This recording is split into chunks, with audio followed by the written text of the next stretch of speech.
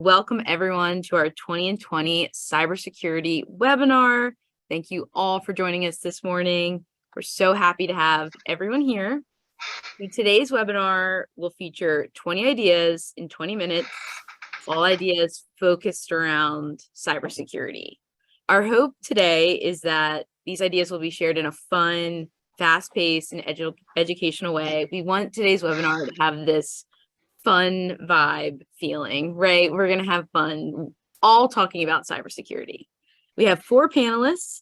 Each panelist will only have 5 minutes to share their 5 ideas, strategies, tips, and/or tricks. And our panelists today include Katie Wallace from Kaseya, a senior channel enablement manager. Katie thrives on helping partners think outside of the box when it comes to sales and marketing initiatives.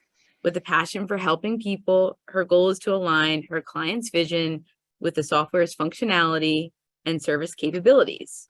She has successfully served a range of customers, including solopreneurs and small businesses and medium and large organizations. And then we also have Dave Hennell. Dave Hennell is from Data Networks. He joined in 2022 as the Director of Enterprise Services with over 25 years of IT and leadership experience, including 17 years in the K-12 environment. David brings a wealth of knowledge to his role. He has a proven track record of managing technical operations and developing strategic technology goals and policies. Prior to joining Data Networks, David held positions as a network and system administrator and technical analyst in field services. He also studied business management and accounting. We also have Tom Perez, a channel account manager from KnowBe4. Tom has 30 plus years experience in the IT industry and the last 5 years spent with KnowBe4, focusing on helping employers to enable employees to make smarter security decisions every day. And then lastly, we have Mike Spanbauer, Field CTO for Juniper Networks.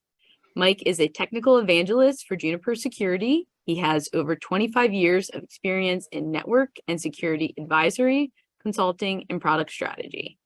He has held leadership roles at NSS Labs, Current Analysis, and HP, driving research, strategy, and competitive intelligence.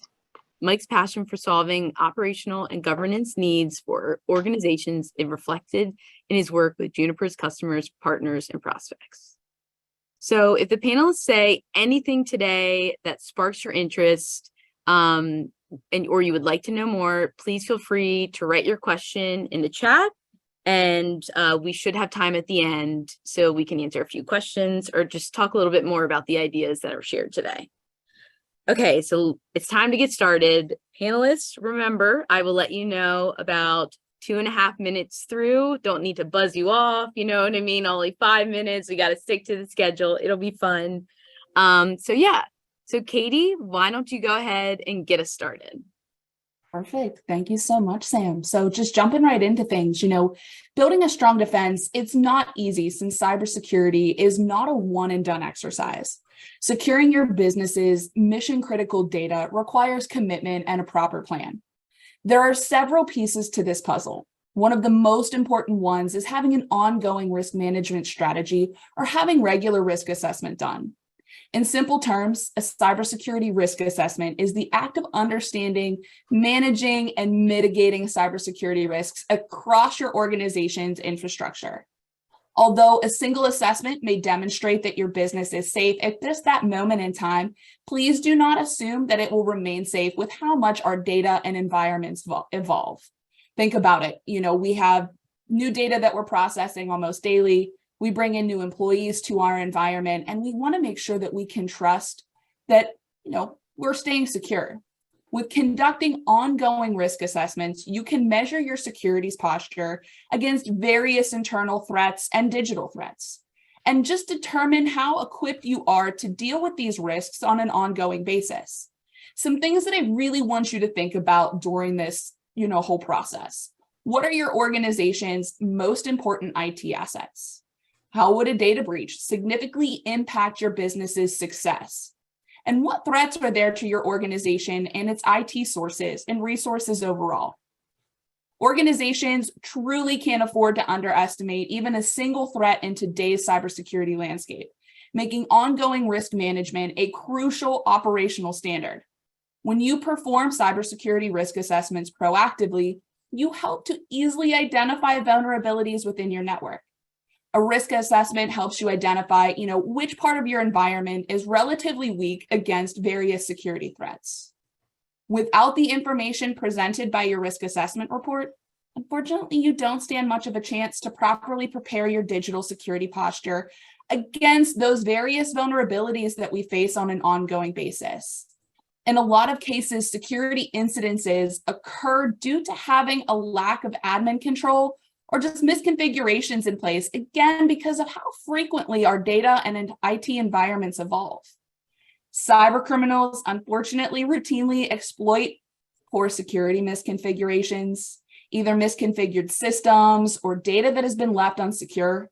Unfortunately, weak controls that are in place can lead, to leaving things open, and just bad cyber hygiene practices cyber criminals will exploit to just gain initial access to compromise our business's data or a system that we have in place. Some things to think about. This includes incorrectly applied user privileges or permissions. We see this one so often. This mistake can easily allow unauthorized users to gain access to our most sensitive data.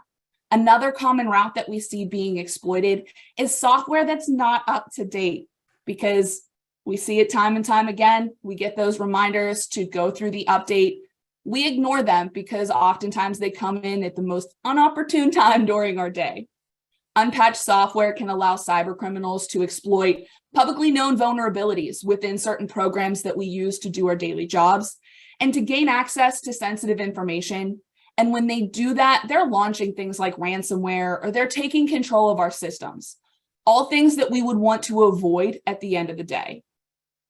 In addition to help spotting risks, risk assessments also help to develop an action plan to help proactively boost your IT security. You can identify which systems are likely going to be targeted by attackers or those nefarious characters and incorporate those measures into strengthening these systems. You will also get a better understanding of your risks by using a service that provides you with a risk score. Risk scores are assigned to various threats based off of their impact to our network. So the bigger the risk, the bigger the score. It's kind of like golf. You don't want to have the highest score at the end of the day. And then we can use that vulnerability risk score to help guide project prioritization and budgeting decisions. This is really helpful to the business owner, knowing where you need to turn next and what we're going to put our resources towards, again, just allows us to plan proactively. This will all help you, again, proactively protect your IT infrastructure and guard against that unexpected downtime or unforeseen data loss events, things, again, that we don't want to go through because we want to focus on the areas that are in the worst shape. Because effectively, to manage various risks, you need to know their impact and what they're going to do for your business. With a risk assessment, you can quantify these risks by identifying the potential losses posed by the various threats. This helps you to incorporate the necessary risk mitigation strategies to prevent exposure and not just mitigating it. One of my favorite sayings when it comes to talking about just anything IT security related, I always say, it's better to be proactive versus reactive when we can be. In turn, making it easier for you to make more informed decisions on IT security measures. This will have the greatest impact on your network and overall security. Having a trusted IT partner to help you navigate through the complexities of IT risk assessments is truly a key part of this process. And really, in short, we want you to take away that risk assessments easily help identify vulnerabilities in your network. They help to develop an action plan to boost IT security, and they help to protect the digital assets that we all have within our business, and they guard against unexpected downtime and data loss. They're a great measure of your overall network health, and they're really in place to help us make informed decisions on IT security measures. And this just helps us manage and run our businesses more efficiently at the end of the day, And who doesn't love more efficiency? I'm a big proponent of it. Awesome. Thank you so much, Katie. That was wonderful. Thank you for all of those ideas, strategies. It was amazing. Dave, hard act to follow. Are you ready for this? I don't know. I'll give it a shot. But yeah, no, thank you. So for my 5 minutes, I'm really going to talk about some operational things and also just some areas that interest me. I always find first thing I wanted to talk about was prize data. This is not new with cybersecurity, but I'm always surprised how many companies and organizations don't take advantage of running activities where they actually can identify the prize data. For most institutions, schools, their cybersecurity strategy is whoever's in their IT department, right? And it's that person's job. Well, when you talk about cybersecurity, you really need to elevate that to stakeholders, the board of directors, the CEOs, et cetera. And identifying your prize data is a great way to do that. There's exercises that you can do where you have to hone in on, okay, what is our greatest asset to where we need to protect that first. And in protecting that first, it can help line up different strategies, like what you just heard with a security assessment, like training, like different things that you can do with Microsoft or Google to wrap things around in a pretty bow security. But you need a starting point. Cybersecurity is an ongoing process. It's not a trend. There's no silver bullet. You can't buy one appliance that's going to take care of it all. So the first thing I would say is you need to get some of your important stakeholders, your directors, you need to be at that level to talk about what is your prize data. In a school, maybe it's the student information, but maybe it's an alumni. In an organization, is it your vendor contracts? Is it your employee data? You need to look at legislation. What is it that you must protect due to legal or regulatory reasons? What has PII? Each state, you can go to the Attorney General's website and see what personal identifiable information looks like. And did you have a plan for what database is that in so that you can determine what actions to take first? Another thing that a lot of people don't think about is really that not all databases are in databases, right? There's unstructured data all over your organization or school. Do you have employees downloading Excel files that have PII or information that, if leaked, could cost your business thousands, if not more? Do you know where that data is and how to protect it? These are all things that having an exercise where you really can identify what is the data that we're trying to protect, where does that data exist, how many pieces of that data are there, so that we can put a dollar amount on it to look at what you need for cyber insurance or what you need to take advantage of the tools that you have in your repertoire to protect, I think is critical. Intellectual property, things that you may not think about with partners or stakeholders. How are your vendors and SaaS providers protecting the data that you moved from your data center up to the cloud? We all know, and if you don't, I hate to say it, but even if you're using a SaaS protection tool, you ultimately are still responsible for the encryption and what you need to do with that data. So having exercises where we can all agree where we are at most risk is critical when starting with your cybersecurity posture. Once you've identified that, like I said, then you can educate the staff, you can monitor and audit, implement data protection measures, et cetera. As far as data retention policies, it kind of leads into that, right? So how many organizations, I guarantee if everyone looks at their handbook right now, there'll be something that says, we keep financial records for 7 to 9 years, or we keep applications, or we keep employee data for X amount of time. How many of you have actually transferred that into the digital age? Do you have data policies to where you're dumping the databases after that same amount of time? Because if not, and it happens to be that prize data, your exposure is even larger. So let's look into reducing storage costs, minimizing risks, privacy concerns by really creating the same sort of policies on the data side. And then once you know what that prize data is, what are you doing to protect it? Are you using encryption, sensitivity labels like you can use in Microsoft or Purview to automatically apply labels, retentions, and things like that? Are you doing data classification so that you know by classifying data a certain way, there's automated responses that will automatically encrypt it and protect it? Is it part of your incident response plan? What are you doing with vendor management and securing personal devices? What about those pesky USB drives that are still lingering around, that are unencrypted, that possibly have data that could leave you and your organization vulnerable? Another thing I wanted to just bring up, as you know, with my background, I'm in education, and I think it's important for those that are here on education in schools, higher ed, or K to 12, to understand why you're really being targeted.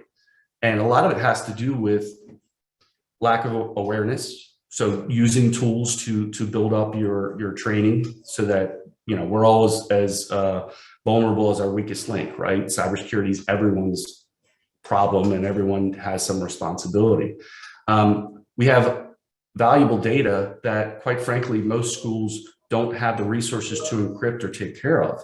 And we have multiple access points. You know, we have different ways into the network. So talking about the vulnerability assessment that Katie was talking about, you know, why that would be very important. Well, we have different ways in, whether you're a faculty, a parent, student, etc. And then, you know, last thing I just want to reach, because I know my time is short. With AI, you know, everyone's very excited about AI, including the cyber criminals. So what you're going to notice is AI is improving their ability to trick your employees into giving credentials. Things that we used to see really easily in phishing attacks, where the grammar was wrong or things aren't right. We can now program AI to make it really scan your website and create something that looks like it's coming internal. There's password cracking malware that can have behavioral responses different due to AI that's there. Social engineering attack. All these things and more are coming down the pipe. So yes, every time there's a great new technology that's being used for good, it's probably also being used for bad. So having someone in your corner that can help you navigate that is important. Wow. Thanks. Thank you so much, Dave. And around the time, I'm impressed, right? That's great. And now we have Tom. Tom, I'll hand it over to you. If I can find my mute button there. So thanks, Kate. Thanks, Sam. And what I'm going to do, I'm just going to basically kind of piggyback off of what Katie and Dave were just talking about. Here at KnowBe4, our CEO likes to point out about at least once a month, we're not selling lawn furniture here, people. This is important, an important strategy, an important component of lowering the risk management of an organization.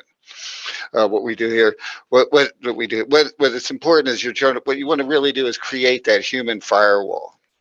Because basically the employees, what they are, they're the first and the last defense that you might have. And how do you do that? You do that by training the employees, educating all the employees, just making sure they're aware of what the risks that are involved in emails, potential emails that are coming in. And not only once you train the employees, what you want to keep in mind is you don't want to just old school training where you set them up with a PowerPoint presentation and go through death by PowerPoint, we like to call it. So you don't want to do death by PowerPoint here. What you want to do is you want to make the training engaging, make it fun, making it interesting. And that's that gets the employee more receptive to doing the training, because it's a continuous thing. It's not something you're going to train them this month or once this year and then again next year. It's a continuous thing. You want to have some type of training going on a monthly, quarterly basis, just to keep security at the top of the mind of all your employees. And so that's part of it. Is the key is just making sure that the employees, the bad guys, are always coming up with something new. They're always attacking different ways. They're always coming in at you from all different angles. So you want to make sure that your employees are up to speed and ready to do that, because it's more than just about looking at emails kind of thing and making sure that the emails aren't fraudulent or malicious type emails. There's other things involved there too. You're going to create the whole security culture within your organization. Things like, you want to remind your employees things like tailgating. Things like, it may be somebody, like the other day here at our organization, somebody came in and said that they were with the cable company. They had a badge, they had everything that they needed to show they were from the cable company, except they didn't have any work orders or nothing to show why they were sent here. Eventually, security, the person that caught them called security. Security came in, checked them out, and of course ran them out of the building. Um, so, and then as far as that, the training goes, as far as let's talk about the emails real quick here. If the emails are coming in, I don't care how much hardware you have in place, how many filters you have in place to stop the bad guys from coming in, they're going to make it through. So you want to go ahead and start training the employees, and then, do things like send out simulated phishing emails to teach the employees what to look out for. With red flags, these emails have red flags. You're just trying to teach them on an ongoing basis uh, how to look at an email and say, oh, this just doesn't look right. There's something in here that looks funny, and you want to get rid of that email and not respond to that email. So that's all about creating the culture. It all goes back to creating a security culture within the whole organization, not just and it's a continuing process. It's not something that's done once a quarter, once a year kind of thing. It's the, like I mentioned, it's those little things. Just make sure that the employee signed up, logs in via a VPN. Like I said, just the little differences, the little things that are going to make all the difference in the world once the employees are know. The beauty of the whole thing too is not only are you training them to keep your organization safe and secure, but you're training them how to keep themselves safe and secure. Once they learn all these different tools and what to look out for, now they feel a little bit more safer and more secure using their own emails, their personal information as well online. So you'll be helping the employees by keeping them trained and just keeping them up to speed with what's going on. Basically, that's what I have there, Sam. So That's great. Thank you so much, Tom. And I love the idea of like a fun training, right? I mean, I feel like that's the best way to learn these days. I think we can all be tired of PowerPoints at some point. So that's great. Thank you so much. And lastly, we have Mike. All right. Well, thank you, Sam. And hi, everybody. Certainly some awesome topics that have already been shared by my fellow panelists. I'm going to touch on a few things, and hopefully everybody can take away some kind of educational bits. But the first of them is, all of this concept of protection and security starts with your operations teams and the workflow, right? And in particular, right, securing your organization, cannot be an afterthought. It's very difficult to catch a bullet. And a little bit of prevention on the front end, as Katie noted, right? That proactive posture is so much more useful and more effective than a reactive one. So you have to be able to know exactly what's in your environment, what's attached where, who's connecting from what, and of course, knowing the applications and the data stores is sort of step one. So you need the right discovery tools and monitor and maintain where all of those are. So documentation is core to any risk plan, because if you don't know what's connecting from where to what, then candidly, right, trying to protect the organization, trying to manage your attack surfaces is going to be a real struggle. And the second one is also about making sure that that's socialized and understood by the other folks that are dependent on technology, the apps team or the executive team, right? Or, the administration in the case of education. But, because obviously, if they need a service, they need an application, they'll go out and connect one. And, in the world of enterprise or commercial, it's, shadow IT. In education, it's simply the way that they have to get things done. But being connected, ensuring that there's communication in place, so when folks do have this requirement, this need, that it isn't, an afterthought. It isn't, brought up, a couple of weeks after it's been brought online. So that then, ties into the next point that I want to touch on, and that's the security process and the iterative refinement. And actually, as Tom just noted, role playing is absolutely more effective than PowerPoints. Nobody wants to stare at pictures; they want to engage, and it gives you an opportunity to test your organization's both response capabilities, but also understand, what is and isn't working.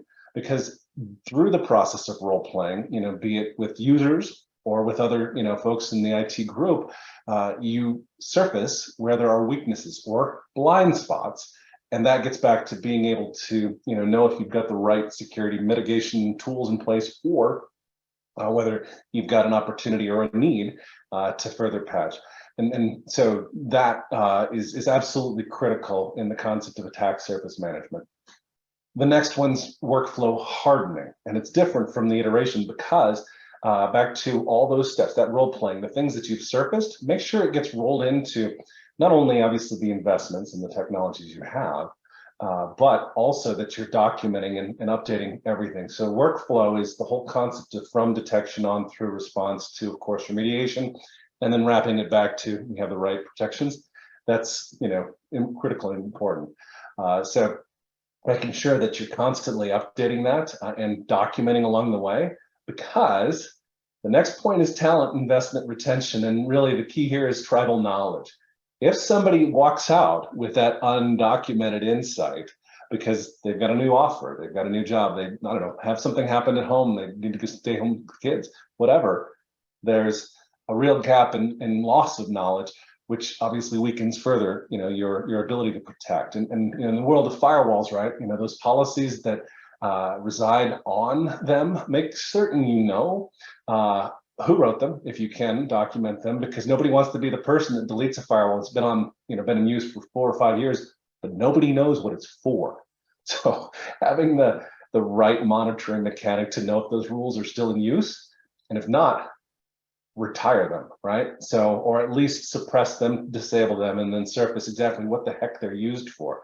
Because in the world of education, and I've been involved in incidents here too, it comes down to, for example, a science fair or some other district activity occurs once over the summer, or during the year, but it's only for 2 weeks because some vendor came in, needed ports, fine.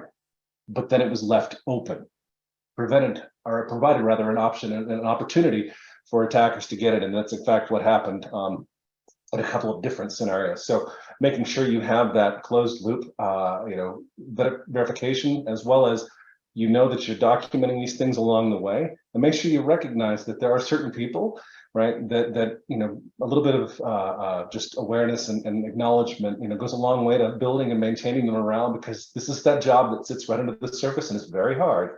But of course, the security personnel, men and women responsible for protecting the environment, just sometimes want to be, acknowledged and obviously also, rewarded, and it doesn't have to be strictly monetary.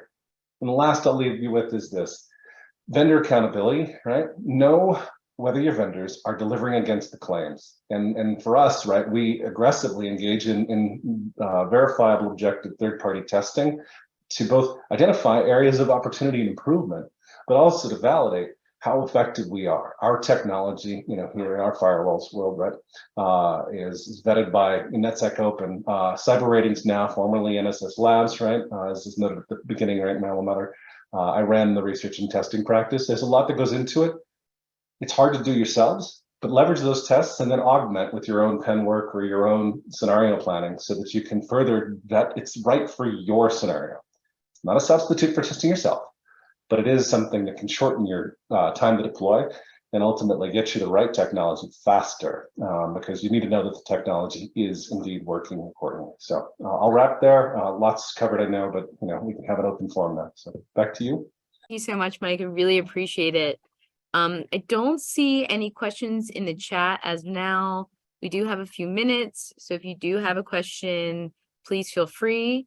Or if you would like to connect with some of the panelists, offline, hopefully we can make that happen. Any panelists, do you have anything that you wanted to add to the others' points? I know there were so many great things shared all in once. A recording will be coming your way, so make sure to check your emails. But yes, please, a little free time if anyone wants to add on.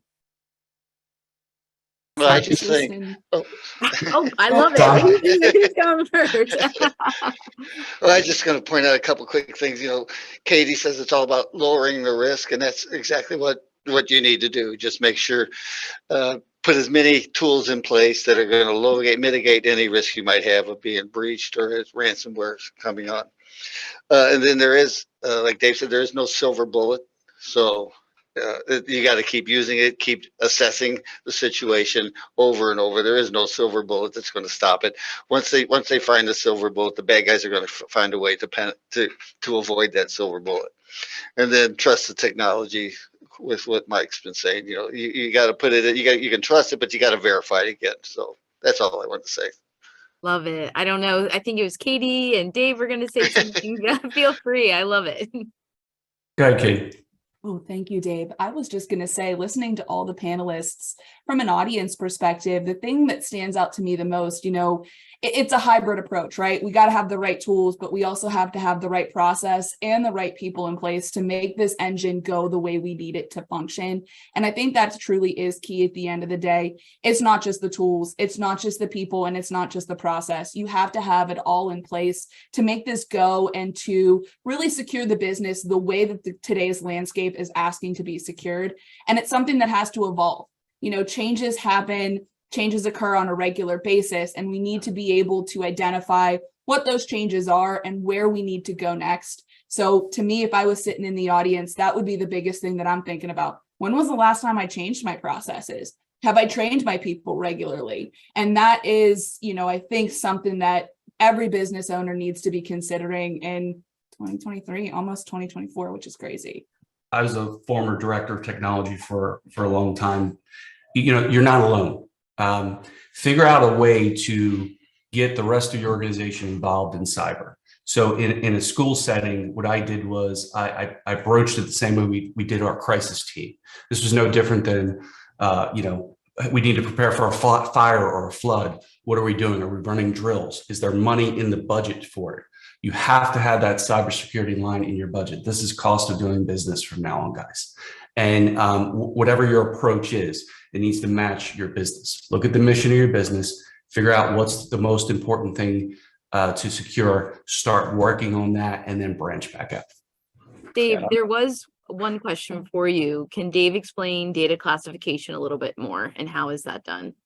So there's different ways to do it. There's tools that are out there. I don't think I'm stepping on anyone's toes. So I'll just say for Microsoft, there are different things that are in either Azure Information Protection System that's included with your business premium licenses or different Azure subscriptions, or there is Microsoft Purview, which is also included in A5, E5 licenses. And what you can do is you can make it very easy for your employees to classify any data that you want to put a certain parameter on. That classification could be, is it sensitive, which means we can encrypt it automatically just by applying a label, no different than flagging an email. Right? It's already built into that ecosystem, so it makes it very user-friendly.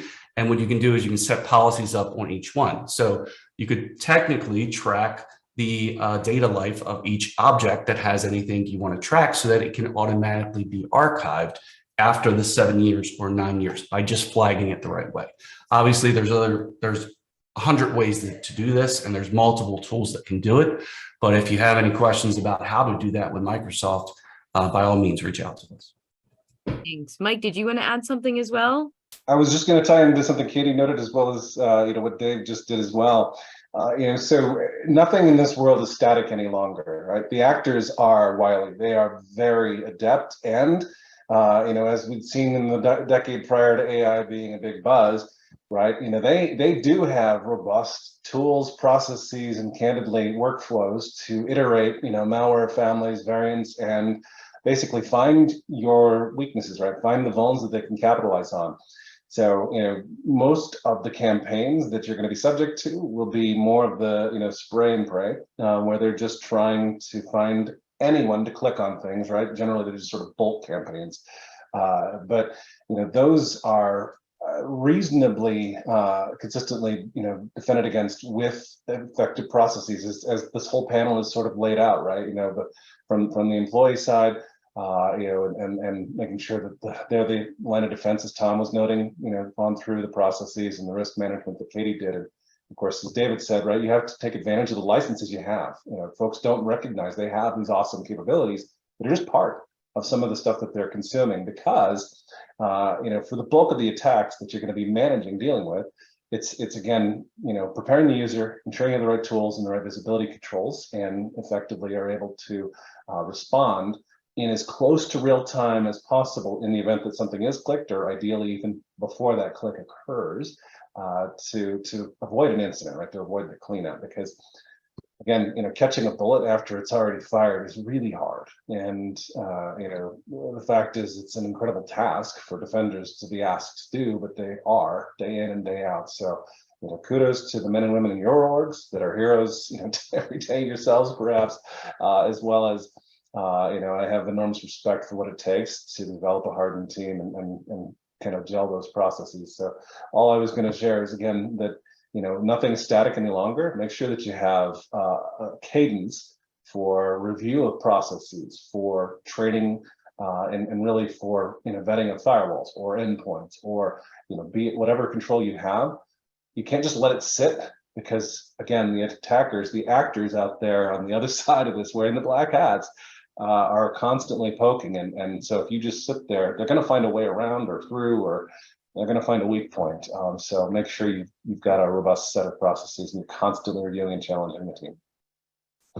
Great. Thank you all so much, Mike. Thanks for adding that on at the end, and all of you you gave your ideas and then all were able to chime in. I saw a lot of head nodding as all the panelists were talking, and I love to see that.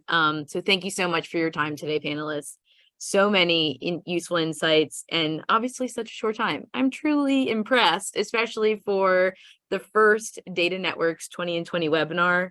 And thank you all the attendees for joining. It's been wonderful. I hope you are able to take a few of the insights, tips, strategies back with you to your organization. Again, we will be sending you an email with the recording of the webinar, just in case you missed anything, since it was pretty rapid fire. So it is our hope at Data Networks to make this 20 in 20 webinar a series. Our goal is for the next webinar is to be created around 20 in 20 identity management for SaaS applications. So stay tuned for more information, and I hope you all have a great rest of your day. Thank you again, everyone.